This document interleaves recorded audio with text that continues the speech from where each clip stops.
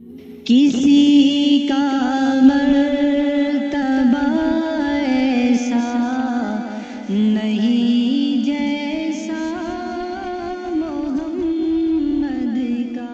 حضرت عبداللہ ابن عباس رضی اللہ تعالیٰ عنہ ارشاد فرماتے ہیں کہ اللہ کے نبی پیغمبر صلی اللہ علیہ وسلم ہمارے درمیان تشریف لائے اور آپ نے تقریر فرمائی اور ارشاد فرمایا انکم محشورون حفاتن عوراتن غرلا، کہ بلا شبہ تم جمع کیے جاؤ گے قیامت کے دن ننگے پیر، ننگے بدن اور غیر مختون، کما بدأنا اول خلق نعیدہ،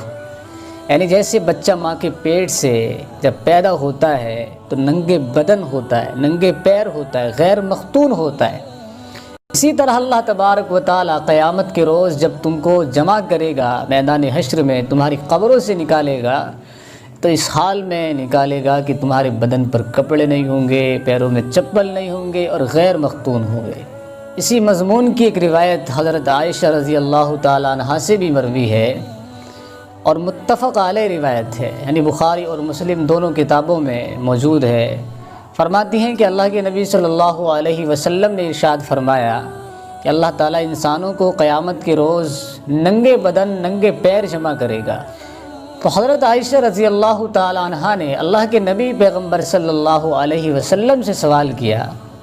یا رسول اللہ الرجال والنساء جميعا ينظر بعضهم الى بعض، کہ اللہ تبارک و تعالیٰ جب انسانوں کو ننگے بدن جمع کرے گا، جہاں مرد بھی ہوں گے، عورتیں بھی ہوں گی، تو کیا ایک دوسرے سے شرم محسوس نہیں ہوگی؟ ایک دوسرے کی طرف دیکھیں گے تو حیا محسوس نہیں ہوگی؟ اور اللہ تبارک و تعالیٰ انسانوں کو ننگے جمع کرے گا میدان حشر میں، اس کے پیچھے کیا مصلحت ہے؟ یعنی اللہ تعالیٰ ایسا کیوں فرمائیں گے؟ تو اللہ کے نبی صلی اللہ علیہ وسلم نے فرمایا، عائشہ معاملہ اس سے کہیں زیادہ خطرناک ہوگا جو تم سوچ رہی ہو۔ یعنی میدان حشر میں اور قیامت کے روز انسان اس قدر ہیبت اور خوف میں مبتلا ہوں گے کہ کسی کے پاس اتنا وقت نہیں ہوگا کہ کوئی کسی کے سطر کی طرف دیکھے، کسی کے بدن کی طرف دیکھے، یعنی ان کو خبر تک نہیں ہوگی کہ ہاں ہم ننگے ہیں یا کوئی یہاں پر ننگا بھی ہے، کوئی کسی کی طرف نہیں دیکھے گا اور کسی کے پاس اتنا وقت نہیں ہوگا کہ کسی کے سطر کو دیکھے۔ بعض دوسری احادیث کے اندر حشر کے میدان میں کیا عالم ہوگا، قیامت کے روز اس قدر لوگ خوف کے اندر، ہراس کے اندر مبتلا ہوں گے اور کن پریشانیوں سے دوچار ہوں گے، دوسری روایتیں بیان کرتی ہیں۔ اللہ کے نبی صلی اللہ علیہ وسلم نے فرمایا ہر آدمی اپنے اعمال کے مطابق پسینے میں ڈوبا ہوگا، یہاں تک فرمایا کہ انسانوں کو اس قدر پسینہ ان کے جسموں سے عرضہ ہوگا کہ زمین کے 70 ہاتھ تک نیچے چلا جائے گا۔ اس قدر پریشانی کا عالم ہوگا، ہر آدمی اپنے بارے میں سوچ رہا ہوگا، اپنے بارے میں ہر آدمی کو فکر ہوگی، کوئی کسی کی پرواہ نہیں کرے گا۔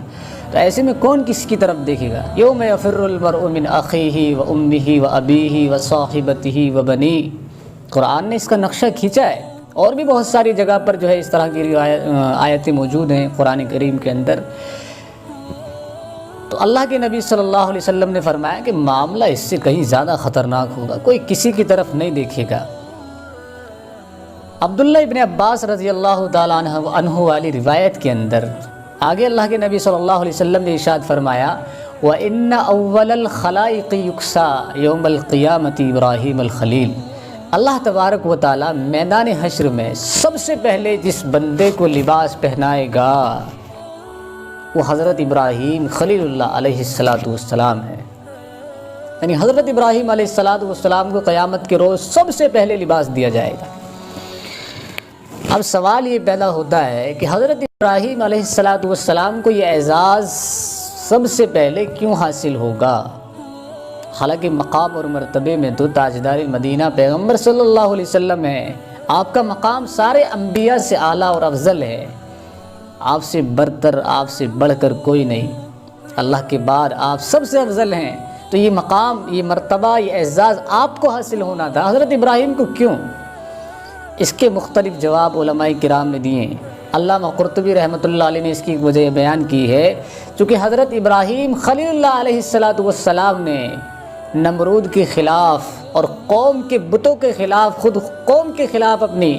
ایک بڑی جنگ اللہ کے راستے میں لڑی تھی اور توحید کا علم بلند کیا تھا، یہاں تک کہ طیش میں آ کر کے نمرود نے جب حضرت ابراہیم علیہ السلام نے قوم کے بتوں کو توڑ ڈالا تھا تو ابراہیم علیہ السلام کو نمرود نے آگ کے اندر ڈالا اور لباس اتار دیا ان کو بے لباس کر دیا گیا تھا اللہ کے راستے کے اندر۔ تو اللہ تبارک و تعالیٰ نے اس اعزاز میں، چونکہ حضرت ابراہیم کو اللہ کے راستے میں بے لباس کیا گیا، ننگے بدن کیا گیا، اللہ تبارک و تعالیٰ نے اس اعزاز میں ان کو یہ مقام اور مرتبہ عطا فرمایا کہ قیامت کے روز سب سے پہلے لباس حضرت ابراہیم علیہ السلام کو عطا کیا گیا۔ ایک وجہ علامہ حلیمی رحمۃ اللہ علیہ نے ذکر فرمائی ہے کہ حضرت ابراہیم خلیل اللہ علیہ السلام سے زیادہ روئے زمین پر اللہ سے ڈرنے والا کوئی نہیں ہے، اس وجہ سے حضرت ابراہیم کو یہ مقام دیا جائے گا تاکہ ان کا دل سب سے پہلے مطمئن ہو جائے۔ اور ایک جواب یہ بھی ہے کہ حضرت ابراہیم علیہ السلام کی فضیلت لوگوں پر ظاہر کرنے کے لیے یہ مقام حضرت ابراہیم کو دیا جائے گا۔ کیوں؟ اس لیے کہ حضرت ابراہیم علیہ السلام بھی جلیل القدر پیغمبر ہیں، اللہ کے خلیل ہیں اور ایک بڑے مقام پر فائز ہیں۔ ابو الانبیاء آپ کا لقب ہے، بہت سارے نبیوں نے، ایک لمبا سلسلہ ہے نبیوں کا جو آپ کی اولاد میں پیدا ہوئے اور بڑے جلیل القدر پیغمبر پیدا ہوئے آپ کی اولاد کے اندر، خود نبی کریم صلی اللہ علیہ وسلم آپ کی اولاد میں سے۔ تو یہ مقام اور مرتبہ ظاہر کرنے کے لیے لوگوں پر اللہ تعالیٰ حضرت ابراہیم کو یہ مقام عطا فرمائیں گے۔ حالانکہ نبی کریم صلی اللہ علیہ وسلم کو آپ کے بعد لباس پہنایا جائے گا، لیکن آپ کو جو لباس دیا جائے گا رسول اللہ صلی اللہ علیہ وسلم کو، وہ لباس حضرت ابراہیم کے لباس سے کہیں زیادہ عمدہ اور قیمتی ہوگا۔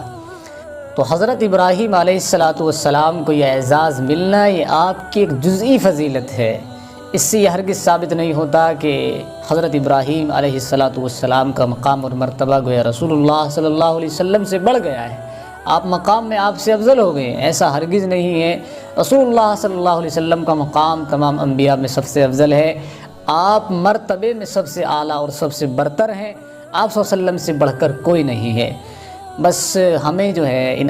روایات سے سبق لینے کی ضرورت ہے اور اللہ تعالیٰ سے دعا کریں اللہ تبارک و تعالیٰ قیامت کے روز سختی اور ہولناکی کے دن میں اللہ تعالیٰ ہماری ساتھ نرمی کا معاملہ فرمائے اور ہمیں جو ہے قیامت کے روز ہر طرح کی رسوائی سے محفوظ فرمائے۔ آمین وما علینا۔ تیری دعا ہی کی بدولت عذاب رب سے بچے